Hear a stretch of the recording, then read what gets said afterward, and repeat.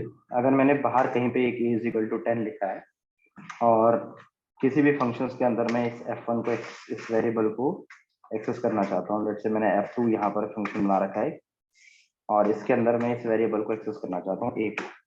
दोनों function let's say मैंने call करा रखे हैं f1 और f2,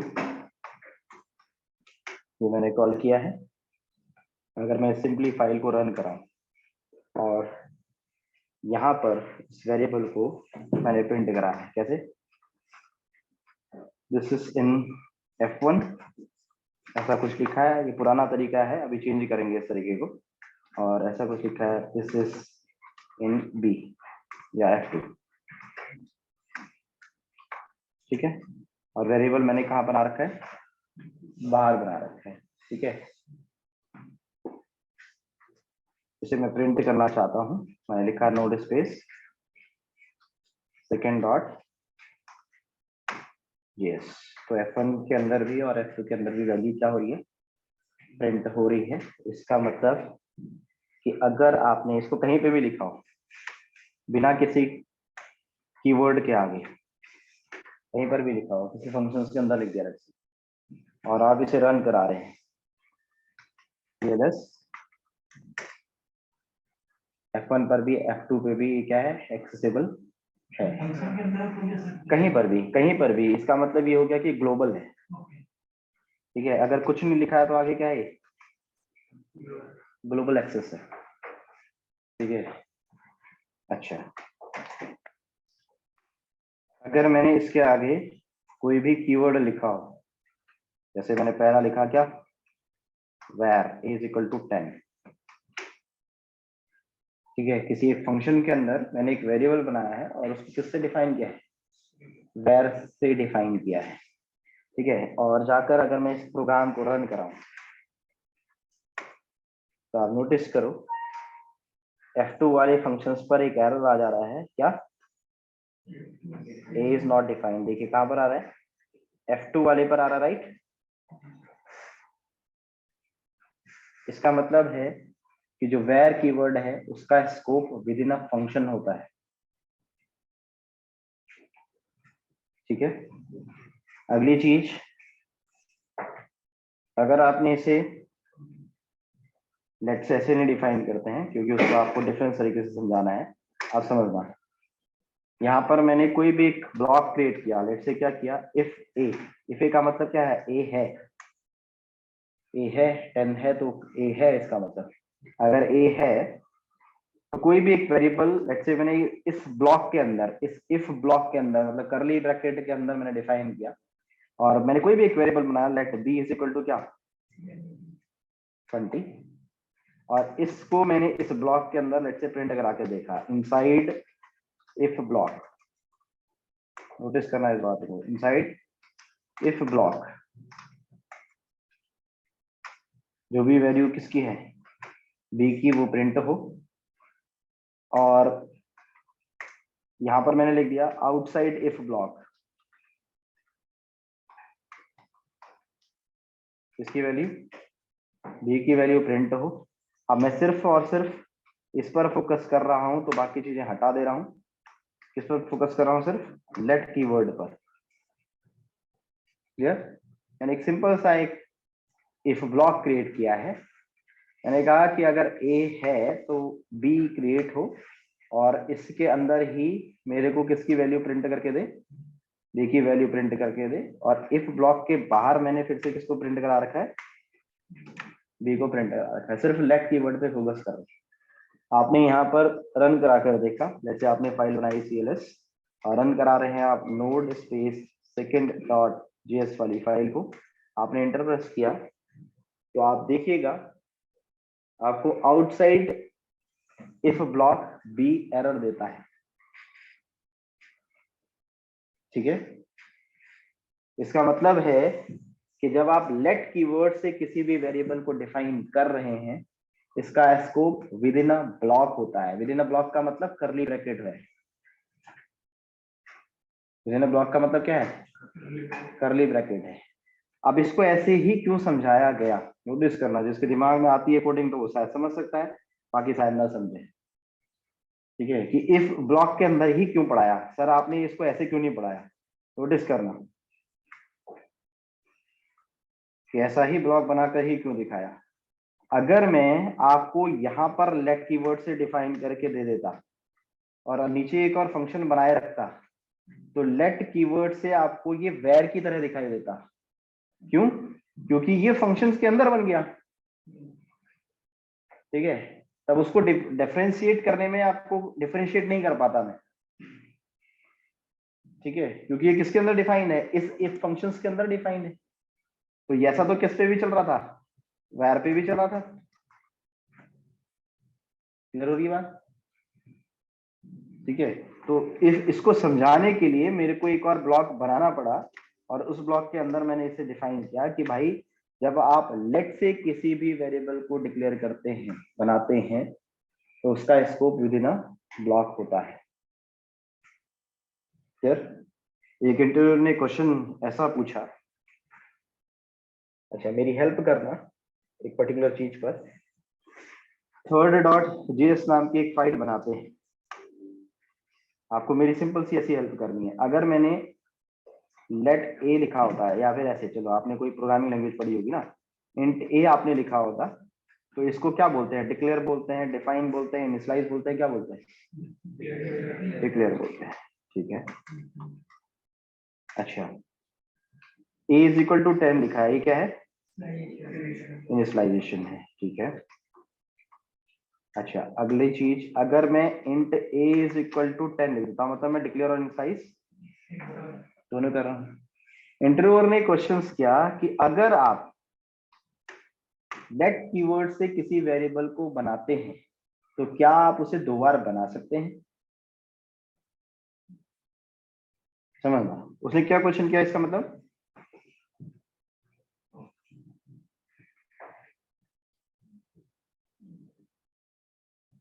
ठीक है, देखो उसने ऐसा कुछ क्वेश्चन किया ना कि अगर आप लेट कीवर्ड से किसी वेरिएबल को बना रहे हैं, तो क्या आप दो बार बना सकते हैं, ये क्वेश्चन है ना।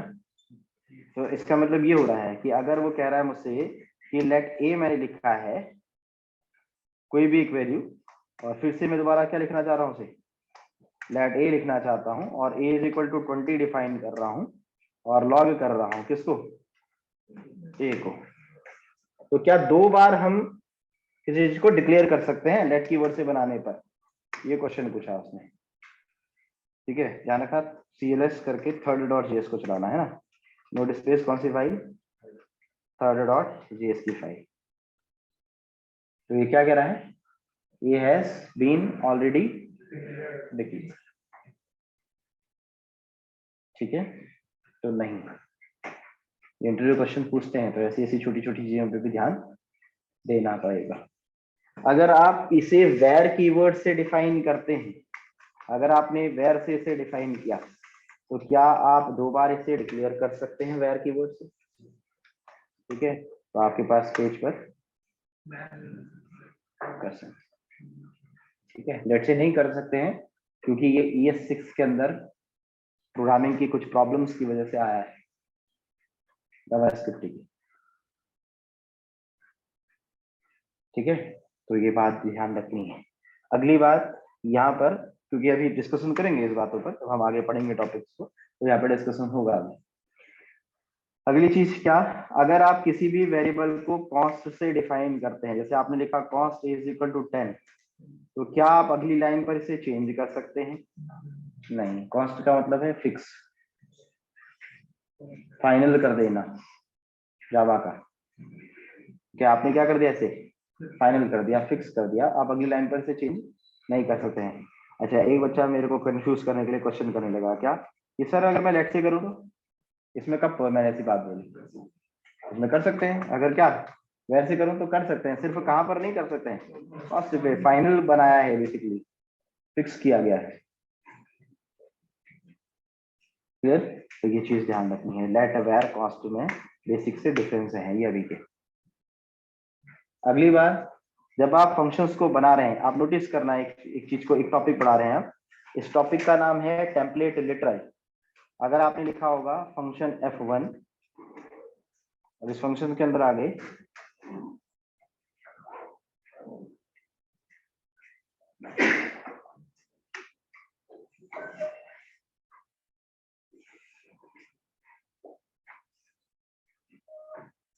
यहाँ पर हम लिखते हैं ऐसा कुछ, लॉग टेम्पलेट लिटरल है टॉपिक, ठीक है। ये 6 आपने लिखा हेलो, अगली लाइन पर लेट से लिखा क्या, गुड मॉर्निंग। तो आप नोटिस करना आपको रेड कलर दिखने लग गया है, मतलब एरर, ऐसा नहीं लिख सकते थे 2015 से पहले। ये 6 बनी तो पहला टॉपिक आया टेम्पलेट लिटरल। ये क्या है, आपको ये जो डबल कोड है इसको चेंज करना है। आपके पास सिंटेक्स चेंज है, आप यूज करेंगे बैकटिक का, टैब के ऊपर है सिंबल, ठीक है। आपने इसका यूज किया, सेव प्रेस किया और जाकर अगर फाइल को रन कराते हैं cls जो witherd.js है, तो आप देखिए हेलो गुड मॉर्निंग आ रहा है। मतलब आप मल्टीपल लाइन की स्ट्रिंग को लिख सकते हैं, कब, जब आप टेम्पलेट लिटरल का यूज कर रहे हैं। ये पहला पॉइंट है। दूसरा पॉइंट, अगर आपने किसी भी फंक्शंस के अंदर पैरामीटर पास कर रखे हैं, क्या करते हो आप, 2 नंबरों का सम करना है तो आप यहाँ से 2 नंबर पास करते थे, राइट।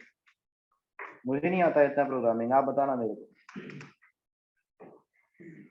फिर आपने क्या किया, यहाँ पर इनको एक्सेस किया, ए और बी लेट से मान लिया, आपको इन दोनों का सम करना है तो आप ऐसा कुछ करते हैं क्या, sum is equal to a plus b, और लॉग के अंदर प्रिंट करा देते हैं, कैसे, डबल कोड के अंदर सम इज समथिंग, ऐसा लिख देते,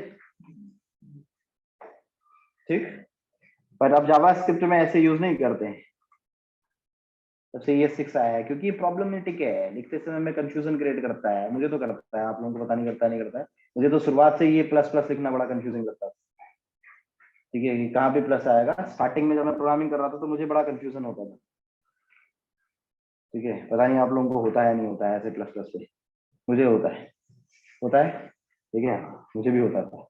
तो डेवलपर्स ने हमारे लिए इजी किया है क्या, बैकटिक सिंबल का यूज करो, और इसके अंदर हमने सम, जो भी आपको सम पे आना है, जो वेरिएबल बन रहा है उसको आप लिखो करली ब्रैकेट के अंदर और आगे सिंबल लगाओ, कौन सा, डॉलर, ठीक है। अब आपको ये प्लस प्लस के कंफ्यूजन से बचना है,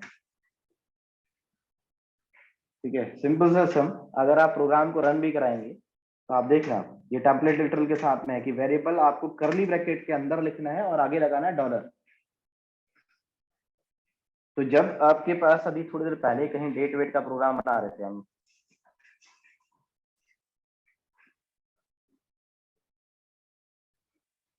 k.js ये बना रहे थे ना कहीं, ठीक है। यहाँ पर ये बड़ा सारा ये प्लस प्लस प्लस प्लस करना पड़ा है,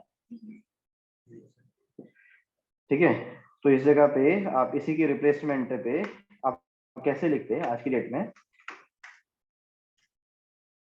t इज इक्वल टू, आपके पास बैकटिक आप यूज करते और इसके अंदर जो भी वेरिएबल आ रहा है उसको किसके अंदर लिख देते, h डॉलर, बीच में कोलोन चाहिए, फिर वेरिएबल आ रहा है कौन सा, m डॉलर, बीच में कोलोन चाहिए, फिर आपके पास क्या, डॉलर s, मीन्स वेरिएबल है उसको आप डायरेक्टली लिख पा रहे हैं। अब ये प्लस प्लस का प्रॉब्लम है, बार बार याद रखें, जैसा कि कॉन्केटिनेट यहाँ पे लिखना है, ये करना है, तो इस प्रॉब्लम से आपको छुटकारा मिला है, क्योंकि ये बेसिकली बना है अब रिएक्ट या एंगुलर के हिसाब से,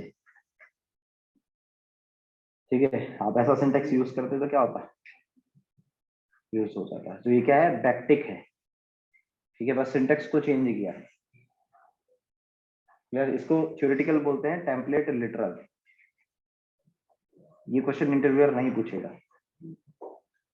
ठीक है, इंटरव्यूअर ये वाला क्वेश्चन नहीं पूछेगा। आपको बस ध्यान रखना है कि सिंटेक्स चेंज है। अब क्या करते हैं हम लोग, बैकटिक सिंबल का यूज करके ऐसे कुछ वर्किंग करते हैं। आई डो नॉट नो भाई अबाउट द जावा, उसमें नहीं है शायद, ठीक है। PHP में है ऐसा ही, ठीक है, और हमारे पास जावा स्क्रिप्ट में है। जावा का मुझे नहीं पता, जावा में नहीं होगा, ठीक है।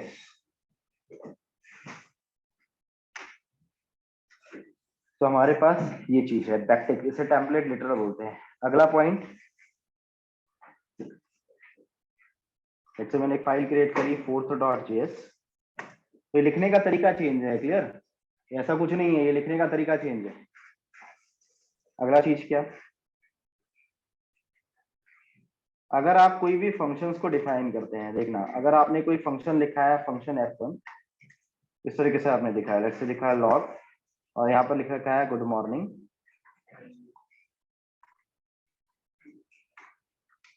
और इस फंक्शंस को आप कुछ इस तरीके से कॉल कर रहे हैं f1। ठीक, क्या बेसिक सा फंक्शन बनाते हैं। इस फंक्शंस को आज की डेट में चेंज किया गया लिखने का तरीका। ठीक है, अभी सिर्फ लिखने के तरीके पे फोकस कर रहे हैं, क्यों पे फोकस नहीं कर रहे हैं। क्या फंक्शन ऐसे नहीं लिखते आप जावास्क्रिप्ट के अंदर। हम लोग यूज करते हैं एरो फंक्शन। फंक्शन को लिखने का तरीका बोल रहे हैं अभी बस, कैसे लिखते हैं एरो फंक्शन, कैसे चेंज किया गया है। यूज कर रहे हैं f1 इज इक्वल टू, जो भी फंक्शन का नाम है, इज इक्वल टू एरो, जो भी आपको प्रिंट कराना है लॉग, और यहाँ पर क्या कर दे रहे हैं गुड मॉर्निंग, और इस फंक्शन को कुछ ऐसे कॉल करा रहे हैं। इस फंक्शन को चेंज किया गया है, पहले वाला फंक्शन जो लिखा गया है, इस फंक्शन को आज की डेट में एरो फंक्शंस पे लिखा जाता है। क्यों, इस पर डिस्कशन होगा, क्योंकि जावास्क्रिप्ट थोड़ा सा कंफ्यूजिंग करता था इस तरीके से फंक्शन बनाने में। ठीक है, रिएक्ट में लिखने में सिंटेक्स में प्रॉब्लम कर आता था, लाइन एक और ऐड करनी पड़ती थी, और धीरे धीरे समझ में आएगा। हम ऐसे नहीं लिखते, अब आप कैसे लिखते हैं कुछ इस तरीके से एरो फंक्शंस। ठीक है, ये सिंटेक्स है लिखने का तरीका, मतलब वैसे नहीं लिखना है, वैसे लिखना है। धीरे धीरे इसके डिफरेंस को देखेंगे। ठीक है, एक ही साथ में दो चीजें कंफ्लिक्ट नहीं कर सकते, डिफरेंस भी पढ़ा और ये भी पढ़ा। तो यहाँ पर हम लोग ऐसे लिख रहे हैं। अभी क्या है, इस वाले फंक्शंस को नंबर 2 तरीका आप ऐसे भी लिख सकते थे। कैसे, देखिए अगर आप फंक्शन कुछ ऐसा लिख रहे होते, फंक्शन f1 आपने प्रोग्रामिंग लैंग्वेज कोई पढ़ी है, तो आप ऐसे लिखते हैं, जैसे मैंने रिटर्न करा रखा है यहाँ से गुड मॉर्निंग। अगर आपने ढंग से प्रोग्रामिंग लैंग्वेजों को पढ़ा है तो ऐसे लिखते हैं गुड मॉर्निंग, और जब आपने इस फंक्शन से कुछ रिटर्न करा रखा है तो आप इसे क्या करेंगे, जहां से कॉल कर रहे हैं, जैसे मैं यहाँ पर कॉल कर रहा हूं, तो यहाँ पर क्या करूंगा, ऐसे प्रिंट भी करूंगा। तो या तो आपको अगर ये समझ में नहीं आता है, तो आपने किसी एक वेरिएबल पर, कोई भी एक वेरिएबल, जैसे लेट लिखने की जरूरत क्या है, ए इज इक्वल टू आपने क्या करा f1 लिखा। ठीक है, और लास्ट में किसको कॉल करा दिया, ए को प्रिंट करा दिया। ठीक है, ये रिटर्न कर रहा है, मतलब जब भी यहाँ से कॉल हुआ होगा तो उसके अंदर जो भी कुछ हुआ है वो क्या हो रहा है, रिटर्न हो रहा है। रिटर्न मतलब दे रहा है, रिटर्न का मतलब क्या, देना। तो दे के किसको दे देगा, ए को। ठीक है, और ए को इसने दिया, और ए को बाद में मैंने क्या करा दिया, प्रिंट करा दिया। तो अगर आपने ऐसे आप प्रोग्रामिंग लैंग्वेज पर लिखते थे, नोटिस करना cls node स्पेस fourth.js हो रहा है कुछ। ठीक है, तो मेरे पास जो भी पर्टिकुलर फंक्शन बना रखा है यहाँ पर, इस वाली लाइन को इसको कमेंट कर दो, ये तो मैंने पहला पॉइंट बताया, सेव किया मैंने, रन करा कर देखते हैं, डिफाइंड ऊपर वाले का दे रहा है। क्लियर है। अब आज की डेट में इसको हम लोग ऐसे लिख रहे हैं, कैसे, एरो फंक्शन में f1 is equal to arrow symbol. और हम कहाँ कंफ्यूज रहते हैं, लिखने के तरीकों में कंफ्यूज रहते हैं कि सर ऐसा कैसे हो गया, ऐसे लिख रहे हैं, बस उसको हटा के सिंटेक्स चेंज किया गया, ऐसे लिखा जाएगा। कैसे, आपने यहाँ से रिटर्न करना है, इसके लिए 2 पॉइंट बोलूंगा यहाँ पर, देखना रिटर्न वही चीज है ना, आपने यहाँ पर गुड मॉर्निंग लिख दिया, राइट। और कॉल कराते समय जैसे आपने ये कॉल करा रखे थे, ये लाइन लिखी है, आप इस सिंटेक्स को यहाँ पर लिख देते। क्लियर है। ठीक, इसी पर्टिकुलर लाइन पर अगर आपने ये नहीं लिखा होता, देखो इसी लाइन को, इसी फंक्शंस को और शॉर्ट भी लिख सकते हैं। आप यहाँ पर आए, आपने कॉपी किया इस पर्टिकुलर प्रोग्राम को, इस सेम सिंटेक्स को दोबारा लिख रहा हूँ। ठीक है, ये लिखने के तरीके हैं, और लिखने का तरीका हमें धीरे धीरे आता है, जैसे अ लिखना हमें टाइम लगता है अ लिखने में, और हम कहाँ कंफ्यूज रहते हैं, उस अ को लिखने में ही कंफ्यूज रहते हैं। ठीक है, एक ही दिन में थोड़ी आ जाएगा कि सिंटेक्स ऐसे लिखा जाता है, धीरे धीरे समझ में आएगा कि अच्छा इसको हटाकर ऐसे रिप्लेस किया। आप देखो अगर मैंने यहाँ पर ये रिटर्न भी नहीं लिखा होता, ये भी सही है। ये इसका मतलब क्या है, ये बाय डिफॉल्ट रिटर्न कर रहा है, किसको, गुड मॉर्निंग को रिटर्न कर रहा है, और रिटर्न करके किसको दे रहा है, ए को दे रहा है, और ये क्या हो रहा है, प्रिंट हो रहा है। ठीक है, फंक्शंस को ऐसे लिख रहे हैं। मल्टीपल लाइन की स्ट्रिंग है, अब फंक्शन पे पैरामीटर पास करना है तो यहाँ से पास करते, आपने यहाँ पे पास किया 10,20 गेट कराया कहाँ पर, इस जगह पर, यहाँ पे क्या किया, ऐसे a, b सम करना है, तो लेट्स से इसी के अंदर आपको सम करना है, तो मैं बैकटिक के अंदर ही डेटा को डाल दे रहा हूँ। ठीक है, गुड मॉर्निंग जो भी सम होना है डॉलर करली ब्रैकेट a+b होगा सही।